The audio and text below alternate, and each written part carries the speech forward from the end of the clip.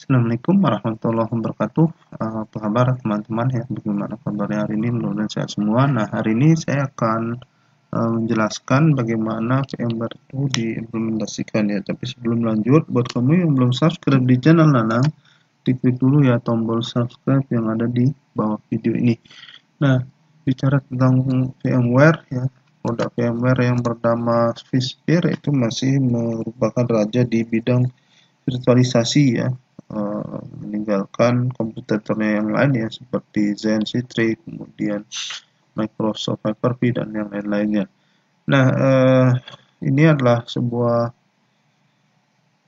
implementasi yang pernah kita kerjakan di satu klien usaha skala kecil dan menengah, menggunakan virtualisasi ya VMware ya. Tadinya perusahaan ini dia menggunakan virtualisasi, belum ada virtualisasi ya sama sekali ya. Jadi semua server ini merupakan server yang sifatnya fisikal. Nah, akhirnya mereka merubah semua server-server fisikal ini ya, dari banyak server fisikal lebih dari 10. Nah, ini mereka sekarang hanya punya 3 server fisik yang merupakan host daripada virtualisasinya atau host dari VMware-nya ya. Nah, jadi di sini ada 3 buah server host ya, host dari VMware ya, di mana masing-masing ya tentu saja ini merek branded dan juga RAM yang digunakan itu berkapasitas besar ya. Jadi satu server ini kapasitas RAM fisiknya yang terpasang itu adalah 256 GB. Ya, jadi untuk 3 server ini totalnya ada 756 GB untuk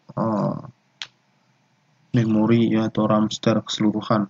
Nah, kemudian untuk storage-nya itu mereka menggunakan standard storage ya, storage area network, di mana semua file-file ya, untuk virtualisasinya dan sebagainya itu disimpan di storage area network tersebut atau di SAN storage tersebut ya. Jadi di masing-masing host itu hanya ada flash disk atau flash memori untuk instalasi daripada bare metal vSphere-nya itu sendiri ya. Jadi instalasi vSphere-nya itu di atas disk yang flash yang ada di masing-masing host tersebut. Jadi cukup kecil ya, kapasitasnya tidak besar. Nah, sedangkan semua hard disk dan storage-nya itu ada di storage area network tersebut seperti itu. Nah, kemudian di masing-masing host itu ya, semua host tersebut itu digabungkan ya ke dalam satu cluster vSphere ya. Jadi kalau misalkan ada satu host yang bermasalah, maka virtual machine yang ada yang berjalan di atas host tersebut itu akan pindah ke vSphere yang ada di sebelahnya seperti itu ya. Jadi pindah ke host 2 atau host 3 kalau misalkan host satunya bermasalah seperti itu ya.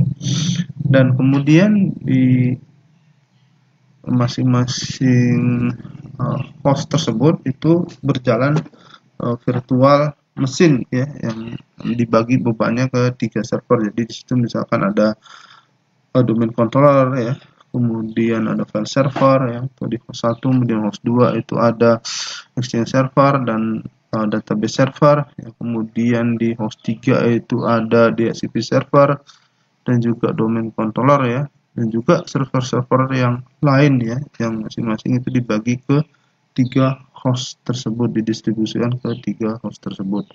Jadi kalau misalkan dia menggunakan cluster, maka jika ada satu host bermasalah, misalkan host 3, maka VM-nya itu akan pindah ke host 1 dan host 2. Nah, kemudian di antara SAN storage tersebut itu terdapat switch fiber channel ya, atau FC switch ya, yang menghubungkan ke semua server tersebut ke storage-nya dengan menggunakan koneksi yang redundant ya. Dan untuk FC switch-nya ini juga dibikin redundant, jadi ada 2 sebenarnya di situ ya, ada 2 FC switch ya yang menghubungkan ke sebuah storage seperti itu. Sehingga kalau misalkan ada satu koneksi bermasalah, maka dia itu bisa dihandle oleh SunSuite yang satunya lagi. Nah, kemudian di infrastruktur ini itu juga tersedia backup server. Jadi backup server ini digunakan untuk membackup VM-VM yang ada di host tersebut, ya, di host VMware tersebut, di backup ke backup server yang sebenarnya backup servernya terhubung ke sebuah LTO atau perangkat tape library ya, yang bisa menyimpan dalam bentuk LTO itu sekitar 7 terabyte satu cartridge-nya, jadi cukup besar. Nah, jadi itu bisa membackup baik VM-nya maupun juga data-data yang ada di VM tersebut ya. Jadi dibuat agent-agent yang ada di masing-masing virtual server seperti ada agent untuk Exchange, kemudian ada agent untuk SQL database, dan juga ada agent untuk open file dan sebagainya, termasuk juga untuk agent virtual machine seperti itu ya. Sehingga dengan cara seperti ini ya aman juga ya datanya dan sebagainya seperti itu.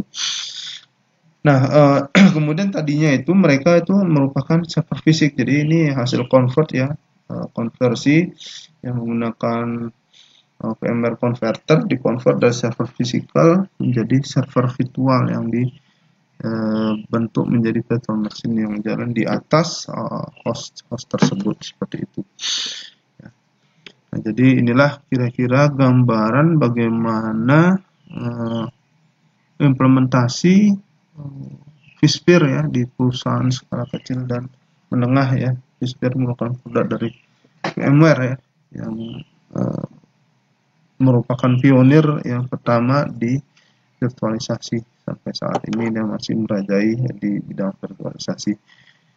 Nah, seperti itulah kira-kira bagaimana VMware diimplementasikan di perusahaan skala kecil dan menengah ya. Jadi kita lihat kalau misalkan bagaimana VMware vSphere tersebut diimplementasikan di perusahaan yang skala besar ya. Apakah sama seperti ini atau seperti apa ya, kita akan lihat di pertemuan-pertemuan yang akan datang seperti itu ya.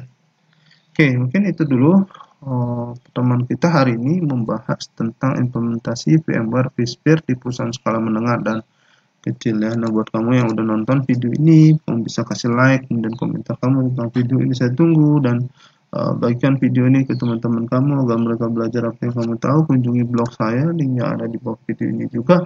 Dan pastikan nih buat kamu yang belum subscribe di channel Nanang, diklik dulu ya tombol subscribe yang ada di bawah video ini ya. Dan klik belnya ya. Jadi kalau ada video baru dari saya ya nanti muncul notifikasinya di YouTube kamu. Oke, makasih, sampai jumpa kembali. Assalamualaikum warahmatullahi wabarakatuh.